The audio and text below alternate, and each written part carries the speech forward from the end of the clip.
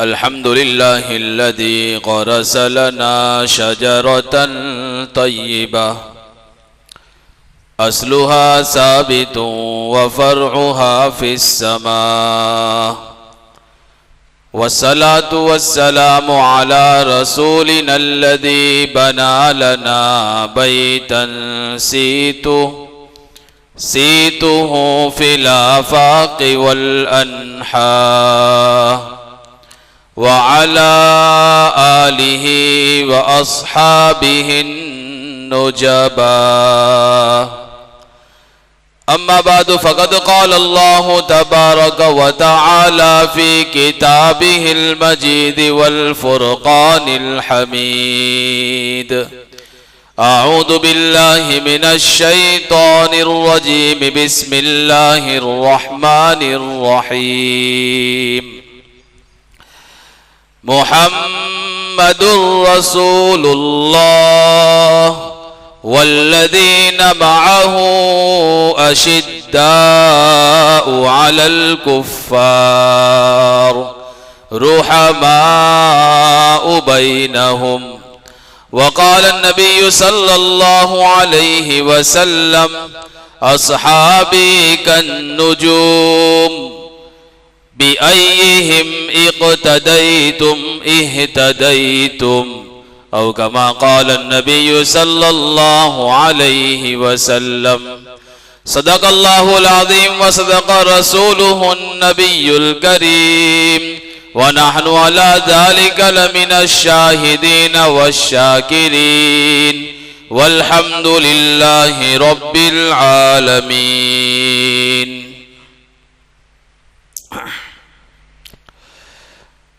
उसी का दुनिया में नाम होगा, सहाबा का जो गुलाम होगा। उसी का दुनिया में नाम होगा, सहाबा का जो गुलाम होगा। करे सहाबा से जो मोहब्बत वही जहां का इमाम होगा। हकीकतों का दौर है ये, तुम इस हकीकत को याद रखना। जहां में मिसले शम्सो कमर मेरे सहाबा का नाम होगा। ये मुमकिनाते जहां नहीं है, गुलों से खुशबू छीन लेना। जहां नबूवत का जिक्र होगा, वहां सहाबा का नाम होगा। हबीब की बस दुआ यही है, यही मुजाहिद की इल्तिजा है। सदाकतों का अलम उठाओ, इसी से जन्नत मकाम होगा।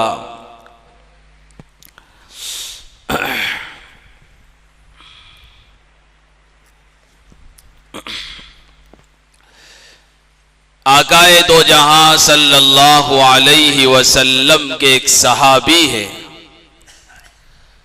हजरत अम्र बिन जमूह रदियल्लाहु ताला अन्हु, जिनका तस्कीरा हम सब ने बारहा सुना है। कभी तालीम के हलकों में, कभी राहे खुदा में निकल कर, मस्जिदों में घंटों बैठकर फजाइल आमाल की हिकायात सहाबा में।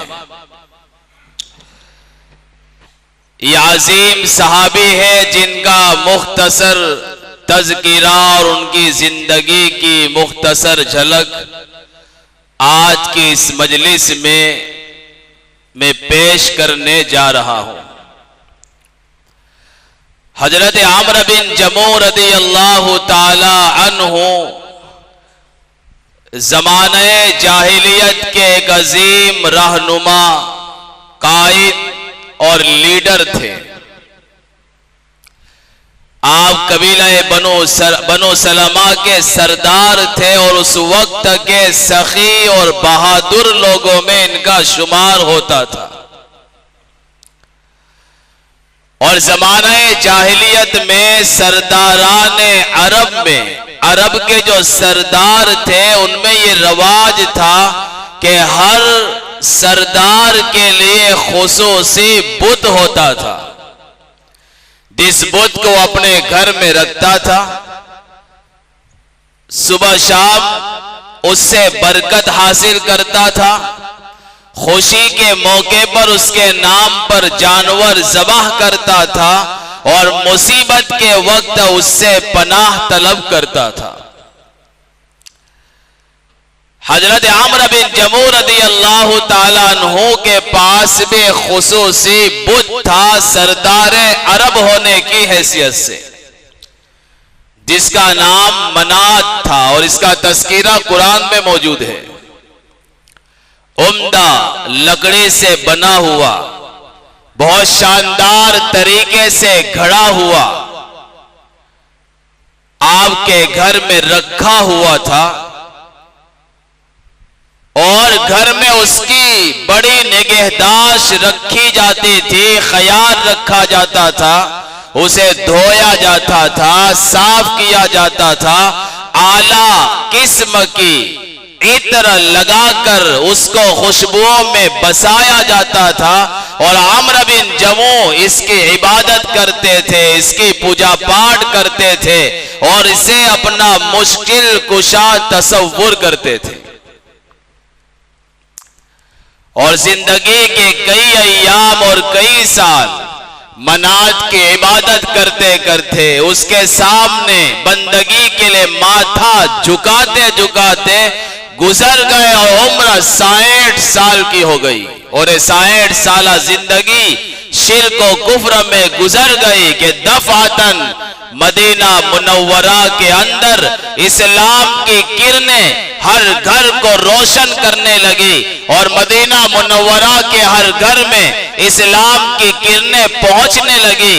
और क्यों न पहुंचे, जबकि इस्लाम के सबसे पहले मुबल्लिग आजम मुसअब बिन उमैर रदी अल्लाह ताला अन्हु नबी अकरम सल्लल्लाहु अलैहि वसल्लम का लाया हुआ दीन और लाया हुआ इस्लाम उसके सफीर बनकर मदीना मुनव्वरा के अंदर पहुंच चुके थे और इतनी जबरदस्त मेहनत की और इस तरह बयान किया, इतना शानदार और जानदार कि जो भी आपके बयान को सुनता, आपके कलिमात को सुनता, उसका दिल ईमानी नूर से मुनव्वर हो जाया करता था। चुनांचे बहुत सारे मदीना के घर ऐसे थे जो मुसलमान हो गए, इस्लाम के हल्के में आ गए। अमर बिन जमूह रदी अल्लाह ताला अन्हु के 3 बेटे हजरत मुअव्वज, हजरत मुआज, हजरत खल्लाद रदी अल्लाह ताला अन्हुम मुसअब बिन उमैर के हाथ पर मुसलमान हो गए। लेकिन अमर बिन जमूह को मालूम नहीं था और इन तीनों के साथ आपके साथी हजरत मुआज इब्न जबल जो बाद में मुफ्ती आजम बने, वो भी मुसलमान हो गए। और जब बेटे मुसलमान हो गए तो बेटों के इस्लाम लाने से मुतासिर होकर अमर बिन जमूह रदी अल्लाह तआला अन्हु की बीवी और मुआज व मुअव्वज की वालिदा हजरत हिंद रदी अल्लाह ताला अन्हा वो भी मुसलमान हो गई। और दिल में शदीद ख्वाहिश थी, शदीद तकाजा था कि मदीना मुनव्वरा के सारे घर मुसलमान हो गए हैं, मेरे शोहर जो सरदार अरब है और चंद अफराद इनको छोड़कर सारा मदीना मुसलमान हो गया है, काश के मेरा शोहर भी मुसलमान हो जाता और सारा घराना इस्लाम के हल्के में आ जाता और कहीं ऐसा ना हो कि मेरा शोहर कुफ्र की हालत में और शिर्क की हालत में मर जाए। इसका आपकी बीवी को बड़ा अंदेशा और खतरा था। तो दूसरी तरफ अमर बिन जमूह ने अपनी बीवी से कहा कि खबरदार अपने बेटों का ख्याल रखना, ध्यान रखना, कहीं वो मुसअब बिन उमैर की बातों में ना आ जाए और वो इस्लाम में दाखिल न हो जाए। हालांकि बेटे पहले इस्लाम में दाखिल हो चुके थे, लेकिन अमर को मालूम नहीं था। बीवी से कह रहे हैं कि ये जो मुसअब बिन उमैर आया है उसकी जबान में इतनी चाशनी है, उसकी जबान में इतनी फसाहत और बलागत है, जो भी उसकी बात सुनता है वो उसका गर्विदा बन जाता है, उसका मुत्तबे बन जाता है। इसलिए तुम अपने बेटों को इनसे दूर रखना। हजरत हिंद रदी अल्लाह तआला अन्हा बड़ी समझदार थी, अल्लाह ने जहानत दी थी। कहा कि आप ऐसा करें कि मुआज मुसअब बिन उमैर से जो बातें सुनकर आया है वो अब सुन ले, सुनने में क्या हरज है। तो अम्र बिन उमैर ने कहा कि क्या मुआज मुसअब बिन उमैर के पास जाता है? बीवी ने फौरन बेदरा बदला, कहा कि नहीं नहीं, बस वो राह चलते हुए किसी एक मजलिस में शरीक हो गया था और उनकी बातें सुन ली थी। मैं चाहती हूं कि बुलाकर आप भी वो बातें जो मुसअब बिन उमैर से मुआज ने सुनी हैं अब एक मर्तबा सुन लो, पसंद आए तो फबीहा वनीमत, और पसंद ना आए तुम्हारी मर्जी। बात तो बिल्कुल सही थी। अम्र बिन जमू ने फरमाया ठीक है, मुआज को बुलाओ। हद मुआज बिन अम्र बिन जमू रदी अल्लाह तआला अन्हु सामने आए और कहा कि बेटे मुआज, तूने मुसअब बिन उमैर से जो बातें सुनी हैं आप मुझे सुनाओ।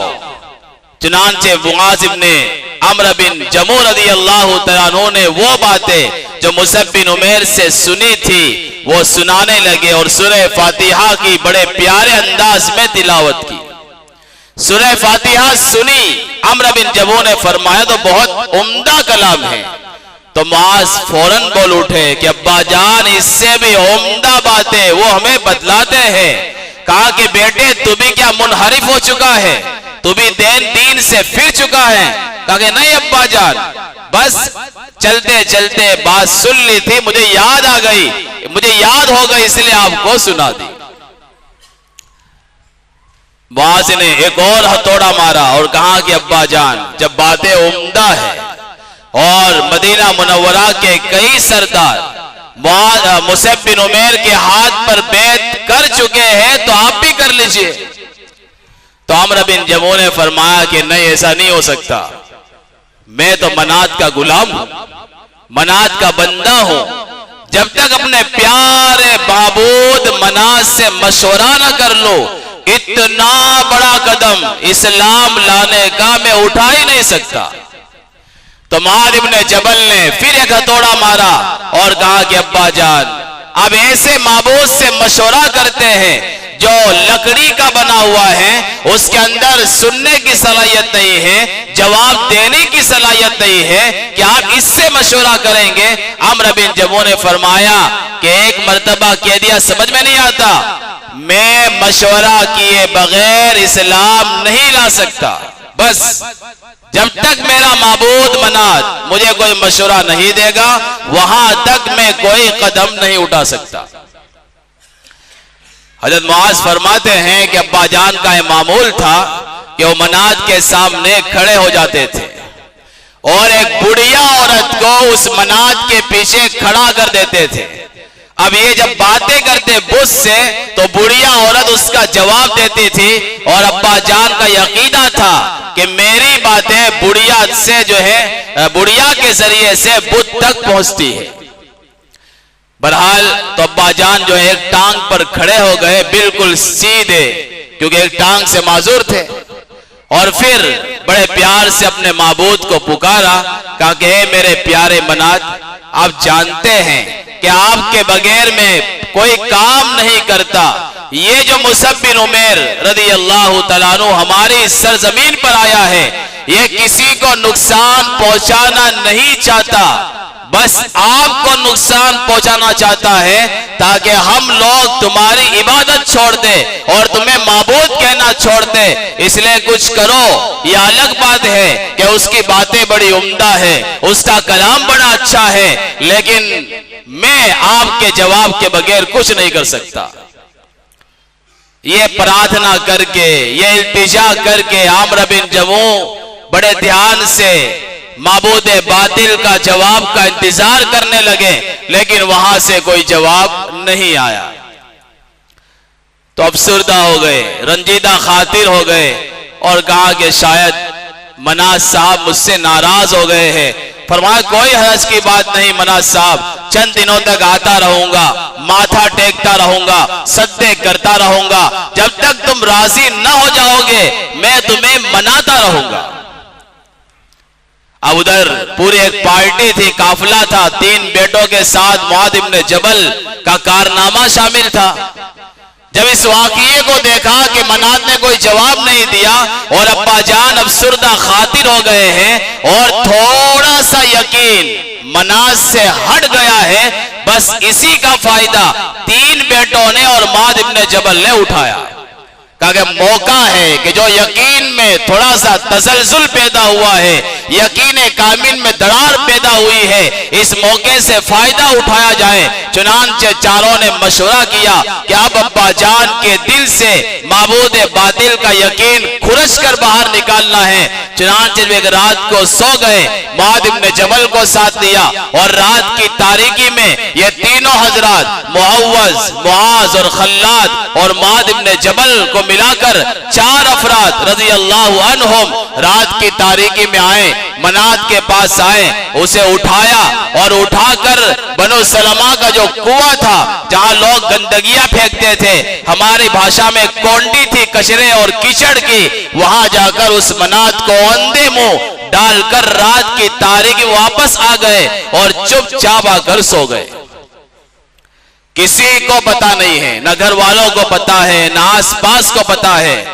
जब सुबह की रोशनी हुई और मामूल के मुताबिक अम्र बिन जमू रज़ी अल्लाह तआला अन्हु अपने शेख के पास, अपने माबूद के पास, अपने रब के पास हाजिर हुए तो जो है बुत नदारत, बुत तो था ही नहीं, मनात तो वहां मौजूद नहीं था, गायब हो गया।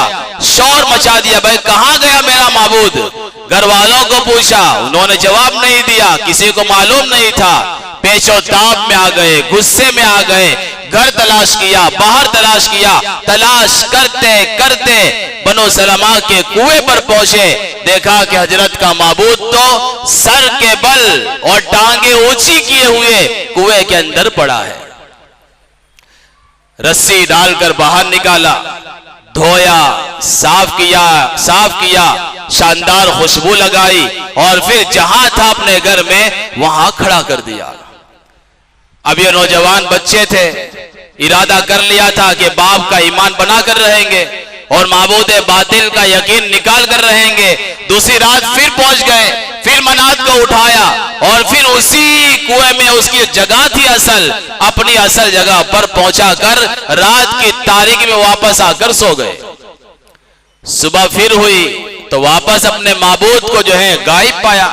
कई रातें इस तरह गुजर गई मनात के गायब होते हुए और दूसरे दिन फिर वहीं से मिले जहां पहले थे। फिर उसे उठाया, धोया, साफ किया, खुशबुएं लगाई और अपनी जगह पर रख दिया। जब कई रातें हो गई तो अब वक्त आ गया एक जोरदार हथौड़ा मारने का। 4 नौजवान आए, सहाबी आए। उसको आने से पहले जब अम्र बिन जमू परेशान हो गए तो उन्होंने अपनी तलवार निकाली और मनात के गर्दन में लटका दी। कहा कि भाई देख, मैं तो तेरी हिफाजत कर सकता नहीं, मैं रात को सोया हुआ होता हूं, अगर तेरे अंदर हिम्मत है तो ये मेरी तलवार तेरे गले में है। जब तुझे कोई उठाने आए तो अपनी हिफाजत खुद कर लेना, अपना दिफा खुद कर लेना। यूं कहकर सो गए और वो 4 फिर आए उसी रात और मनात के गले से तलवार निकाली, उसको उठाया, मरा हुआ कुत्ता उस मनात के साथ बांध दिया और घसीट कर उसकी और इतना जगह पर ले गए और उसी कुएं में डालकर आ गए। ये तलाश करते करते फिर उसी कुएं पर पहुंचे, देखा कि हजरत साहब आज फिर औंधे मुंह और टांगे ऊपर की हुई और साथ में उसका भाई कुत्ता भी जो है बंधा हुआ है। आप दिल में नफरत आ गई और कहा कि कमबख्त, अगर तो मुश्किल कुशा होता तो जो मरा हुआ कुत्ता आज तेरे साथ बंधा हुआ न होता। वहां से वापस आ गए और थोड़ी देर के बाद ही हजरत अम्र बिन जमू रज़ी अल्लाह तआला अन्हु इस्लाम के हल्के में दाखिल हो गए। ये इनका जो इस्लाम लाने का मुख्तसर वाकिया है। इस्लाम लाने के बाद जो जिंदगी शिर्क और गुफ्र में गुजरी थी उस पर बड़ा अफसोस था और पक्के मुसलमान बन गए। और मुसलमान बनने के बाद अपनी जान, अपना माल, अपनी औलाद और सब कुछ अल्लाह और उसके रसूल के लिए वक्फ कर दिया कि हमारा सब कुछ अब से अल्लाह और उसके रसूल के लिए वक्फ है। थोड़े ही अरसे के बाद जंगे उहद का मौका गया। देखा कि तीनों जवान घर में आ रहे हैं, शहर के मानिंद फिर जा रहे हैं और आमद और रफ्त हो रही है। मदीना में कुछ हलचल हो रही है, लोग जंग की तैयारी कर रहे हैं, नेजाबाजी सीख रहे हैं। फरमाया कि बेटो क्या बात है, बड़े जोर शोर से मकान में आते हो, फिर जाते हो, शेरों की तरह दहाड़ लगाते हो। कहा अब्बा जान, दुश्मनान इस्लाम से मुकाबले का वक्त आ गया है। हम ये चाहते हैं कि मैदान कारजार गर्म करें और आकाए दो जहां के शाना बशाना मिलकर दुश्मनान इस्लाम से मुकाबला करें। कहा बेटो फिर तो मेरा भी इरादा है कि मैं भी मैदान जिहाद में चलूंगा। फरमाया अब्बा जान, एक तो आप बूढ़े हो चुके हैं और एक पांव से माजूर है, आप नहीं जा सकते। हम तीनों बेटे संभाल लेंगे। कहा अपनी जन्नत बनाना चाहते हैं और मुझे यहां घर में, यूं कहकर नबी अकरम सल्लल्लाहु अलैहि वसल्लम की खिदमत में हाजिर हुए और कहा कि अल्लाह के रसूल, ये तीनों जवान बेटे मैदान जिहाद में चले जाएं और मुझे कह रहे हैं कि तुम बूढ़े हो, पांव से माजूर हो, घर में बैठे रहो। मैं तो ये चाहता हूं लंगड़ाता हुआ जन्नत में चलूं फिरूं। नबी से कहा कि लंगड़ाता हुआ जन्नत में चलो फिरो। अल्लाह के रसूल ने इस शौक को देखते हुए फरमाया कि भाई छोड़ो इस बूढ़े को, इन्हें मैदान जिहाद में जाने दो। अल्लाह की जात से उम्मीद है कि अल्लाह इसे शहादत का मकाम नसीब फरमा दे। फिर क्या था, अपने अंदर आज़्म पैदा किया, मैदान कारजार की तरफ चले। सहाबा यूं फरमाते हैं कि जो सबसे पहला दस्ता था, यानी दुश्मनों के मुकाबले, दुश्मनों के सामने वाला, और पहले सब में नबी थे, नबी की हिफाजत करने वाला जो दस्ता था, उस दस्ते की तरफ बढ़ रहे थे। और किस तरह, जो टांग सही सालिम थी उससे उछलते कूदते चौकड़ियां भरते हुए, दंडनाते हुए, अकड़ते हुए ये माजूर जो है साहबी चल रहा था और कह रहा था इन्नी लमुश्ताकुन इलल जन्ना, इन्नी लमुश्ताकुन इलल जन्ना। अरे लोगों देखो इस नबी के मुजाहिद को, ये जन्नत का शौक रखता है, ये जन्नत का शौकीन है। और उनके साथ उनका बेटा पीछे चल रहा था, हजरत खल्लाद रदी अल्लाह ताला अन्हु, दोनों आगे बढ़ रहे हैं और नबी की जानिब से दुश्मनान इस्लाम से मुसलसल लड़ते रहे और बिलाखिर दोनों बाप बेटे एक साथ शहीद हो गए। और उनकी बहन का जो लड़का, उनकी बीवी का जो लड़का था अब्दुल्ला बिन आमरा, वो भी शहीद हो गए। जब अल्लाह के रसूल ने जो है शुहदा की नाशों को जमा किया तो आपने ये फरमाया कि इन शुहदा को अपनी हालत पर रहने दो, इनके खून के साथ, इनके जख्मों के साथ, इन्हीं कपड़ों के साथ इन्हें कब्र में दफन कर दो। कयामत का मैदान होगा, मैं इनके लिए गवाही दूंगा और उनका ये जो खून टपक रहा है कल मुश्क की शक्ल इख्तियार कर लेगा और उससे खुशबुएं फूटेगी। ये अल्लाह के रसूल ने खुशखबरी सुनाई और आपने ये फरमाया कि अब्दुल्ला बिन आमरा और आमरा बिन जमू की खास जोड़ी थी, ये खास दोस्त थे, इसलिए दोनों को एक साथ एक कब्र में दफन कर दो। बहरहाल आमरा बिन जमू रदी अल्लाह ताला अन्हु की जिंदगी है, इससे हमें सबक लेना चाहिए कि इस्लाम के जितने हकाम हैं और इस्लाम की तालीमात है, जो हमारा फरीजा है उस पर अमल करना, उस पर अमल करना चाहिए। लिहाजा किसी के लिए बहाना नहीं है कि मैं तो बीमार हूं, उससे नमाज पढ़ने नहीं आया, मैं तो बीमार हूं, उससे मेरे अंदर रोजे रखने की ताकत नहीं है। ये 60 साल से ज्यादा उम्र के थे, एक पांव से माजूर थे, फिर भी अल्लाह के रसूल के सामने पेश किया कि अल्लाह के रसूल मैं तो जाऊंगा। अजीज भाइयों, साहबी की जिंदगी से हम थोड़ा सा सबक तो ले। आज हमारे पास सेहत है, हमारे पास ताकत है, जिस्म पूरा सही सलामत है, फिर भी चंद कदम के फासले पर मस्जिद है, हमें आने की तौफीक नहीं होती। क्या हमारा ईमान इतना कमजोर हो गया है? इसलिए इस सहाबी के वाकये को बार बार पढ़े, बार बार सुने और अपने अंदर जज्बा ईमान पैदा करे, जोश ईमान पैदा करे, सहाबी जैसा जज्बा पैदा करे कि चाहे कैसे भी हालात हो हम राह खुदा में चलेंगे और फिरेंगे और उसी निस्बत पर हम मरेंगे। अल्लाह से दुआ है अल्लाह ताला इस सहाबी के जो अवसाफ और कमालात थे हम तमाम को इससे मुत्तसिफ फरमाए और इन जैसा जज्बा और जज्बा ईमान अल्लाह ताला हम तमाम को नसीब फरमाए। आमीन व आखिर दावाना अल्हम्दुलिल्लाहि रब्बिल आलमीन।